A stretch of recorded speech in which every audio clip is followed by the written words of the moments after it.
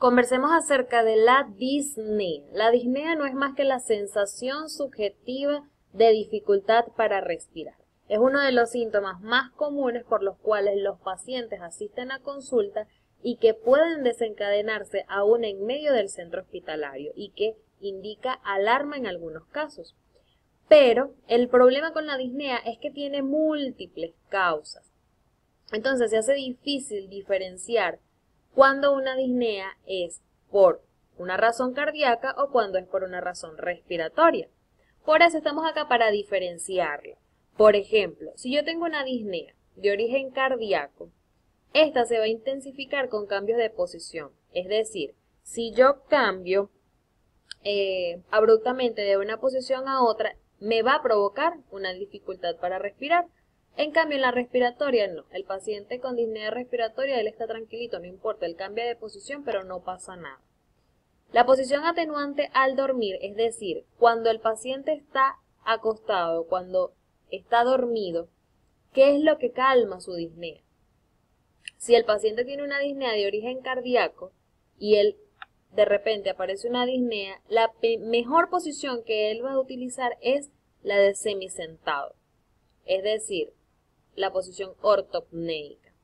En cambio, en nuestro paciente con una disnea respiratoria, él simplemente puede dormir feliz de la vida con una sola almohada. Ahora, ya les dije el tercer punto que vendría siendo la ortopnea, la disnea que se calma cuando el paciente está semisentado. En este caso, en la disnea cardíaca hay una presencia de ortopnea, pero en la disnea respiratoria no. ¿Qué estertores? ¿Cuáles son los ruidos que vamos a escuchar? Principalmente en un paciente cardíaco lo que se escucha son crepitantes, como cuando agarramos cabello y lo frotamos cerca de nuestro oído. Ese sonido generalmente es el que se escucha cuando estamos en presencia de una disnea cardíaca. Pero en una disnea respiratoria, principalmente nuestro paciente lo que va a tener son sibilantes.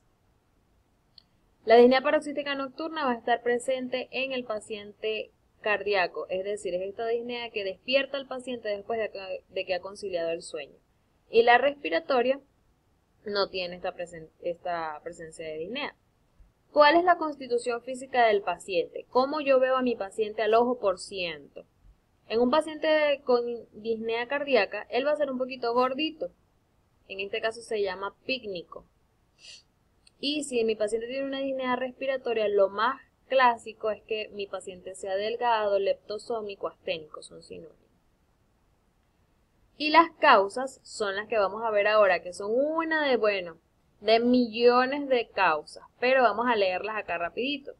Si tengo una disnea de origen cardíaco, puede ser por una insuficiencia ventricular izquierda. Mi corazón del lado izquierdo está fallando, bien sea por una lesión a nivel de las válvulas o el ventrículo no está funcionando de la manera correcta. Acá vemos una estenosis mitral, que sabemos que es parte del ventrículo izquierdo. Puede haber una pericarditis constrictiva, un derrame pericárdico o una tromboembolia del pulmón.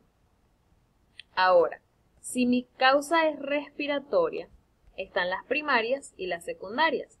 Puede ser una enfermedad obstructiva de las vías aéreas, una intersticial, una neumonía o una telectasia. Generalmente una disnea se le asocia principalmente con las neumonías, que es una de las afecciones pulmonares más frecuentes. Ahora, si es secundaria, puede ser una tromboembolia del pulmón, linfangitis carcinomatosa, derrame pleural. Recuerdo haber visto un paciente que ingresó y que lo que tenía era derrame pleural y su único síntoma por el cual él acudió a consulta fue esta disnea. También puede ser una cifoescoliosis, recordando que las malformaciones a nivel de la columna pueden alterar pues los movimientos respiratorios. Y si no tienen nada que ver ni con corazón ni con la parte respiratoria, las causas pueden ser, si son neurológicas, acá arriba en la cabeza, cerebro, vemos entonces una hemorragia cerebral, una encefalitis, una meningitis, tumor cerebral, pacientes neuróticos con el síndrome de Da Costa de hiperventilación, que nunca se me olvida que uno de los paramédicos con los que me la pasaba antes de comenzar la carrera, decía, esos pacientes que tú ves que están por la calle y comienzan con un orgasmo masivo, ese tipo de pacientes. El estado de angustia puede ser una disnea suspirosa de origen metabólico, por ejemplo, acidosis metabólica, que los pacientes con acidosis metabólica característicamente tienen una respiración que es la llamada de Kussmaul, que esa la vamos a ver más adelante. Puede haber fiebre, por fiebre el paciente puede tener disnea, una insuficiencia hepática, hipertiroidismo, altura, hipoxemia y anemia. Ahora, acabamos de ver la disnea desde el punto de vista de sus causas, respiratorias, cardíacas y de otros orígenes. Pero ¿qué sucede? Según la etiopatogenia, yo puedo tener una disnea de origen o por hiperventilación, que era lo que les mencionaba ahorita, el paciente que tiene una respiración forzada y donde aumenta la frecuencia, la amplitud. En este caso, mi paciente principalmente yo podría pensar que puede ser un paciente que acaba de hacer ejercicio, que acaba de echar una gran carrera, o la disnea por disminución de la capacidad vital, en este caso cualquier enfermedad que entre dentro de las EPOC, enfermedades pulmonares obstructivas crónicas, o una restrictiva. Pueden ser obstructivas y restrictivas, esas serían obstructivas, pero las restrictivas como la telectasia, ya esa la mencioné. Ahora, según las categorías clínicas, por ejemplo, hay disneas de esfuerzo y hay 4 niveles por los cuales clasificarlas. Por ejemplo, si yo tengo un paciente que se cansa a grandes esfuerzos, a medianos esfuerzos, a pequeños esfuerzos y estando en reposo, entonces yo tengo que ver el índice de gravedad. Si mi paciente se cansa a grandes esfuerzos no tiene gran significación. Pero si mi paciente se cansa aún estando en reposo, acostado, sin hacer nada, allí sí tengo que alarmarme. Por ejemplo, a grandes esfuerzos mi paciente haciendo ejercicio. A medianos esfuerzos, bueno, que mi paciente camine 2 cuadras, pero a paso normal. A pequeños esfuerzos, que mi paciente se esté abotonando la camisa, se esté poniendo un pantalón, y sí, a menos que el pantalón no le quede apretado, que se esté poniendo el pantalón y sienta esta sensación de dificultad para respirar. Y obviamente en reposo el paciente simplemente está acostado y siente esta sensación de dificultad para respirar. Y están las disneas paroxísticas nocturnas, crisis de disnea, que fueron las que les mencioné, donde el paciente después de estar dormido ha conciliado el sueño y de momento se despierta. Ese es el tipo de disnea paroxística. Y están las disneas de posición. Por ejemplo, yo les mencioné que la ortopnea es la incapacidad del paciente para poder respirar o tener esa respiración normal estando en decúbito. Es decir, cuando mi paciente está acostado en decúbito supino, él no puede, él no lo tolera, porque él tiene una deficiencia a nivel del ventrículo izquierdo.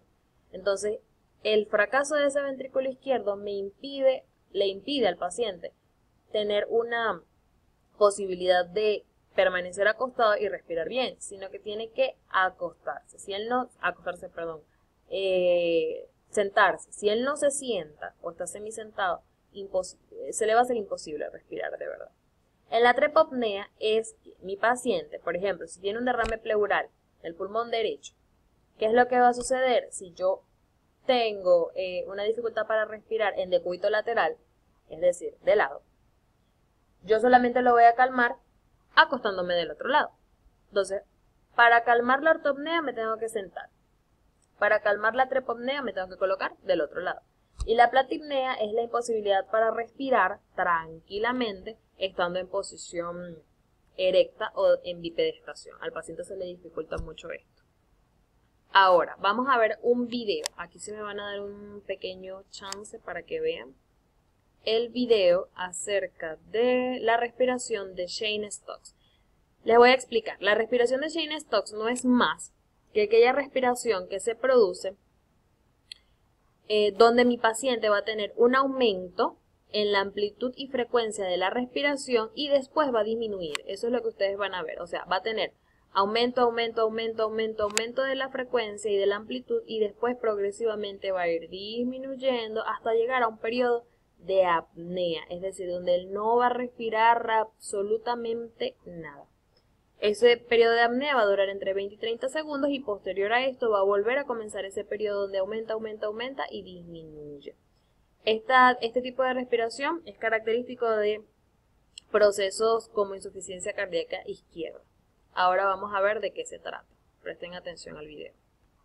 Respiración de Cheyne-Stokes.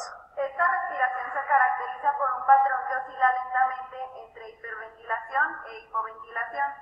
Después de apneas de 20 a 30 segundos de duración, la amplitud de la respiración va aumentando progresivamente y después de llegar a un máximo, disminuye hasta llegar a un nuevo periodo de apnea. Esta secuencia se repite sucesivamente. Se observa en insuficiencia cardíaca y algunas lesiones del sistema